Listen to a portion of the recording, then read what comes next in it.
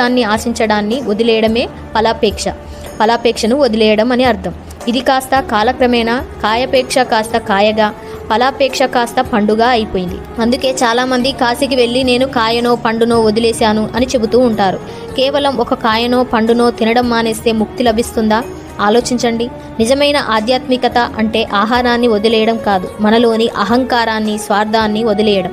గంగా నదిలో మునిగినప్పుడు మన శరీరంలోని మురికితో పాటు మన మనసులోని కల్మషాన్ని కూడా వదిలేసి ఆ విశ్వనాథుడిని నిర్మలమైన భక్తితో దర్శించుకోవాలి. అప్పుడే కాశీయాత్ర పరిపూర్ణత లభిస్తుంది. శివుడు కోరుకునేది ఆడంబరాల కోసం ఏదో ఒకటి వదిలేయడం కాదు. ఆ పరమశివుడి పాదాల చెంత నీ స్వార్థాన్ని వదిలే. నేను అనే అహంకారాన్ని వదిలేసిన రోజు ఆ హరుడు నీలో కొలువై ఉంటాడు. అందరూ ఓం నమ శివాయ అని కామెంట్ చేయండి. ఈ వీడియోని మీ ఫ్రెండ్స్ అండ్ ఫ్యామిలీకి షేర్ చేయండి. ఈ వీడియో నచ్చితే ఒక లైక్ చేయండి. ఇలాంటి వీడియోస్ కోసం మన ఛానల్ని సబ్స్క్రైబ్ చేసి సపోర్ట్ చేయండి. Thank you for watching.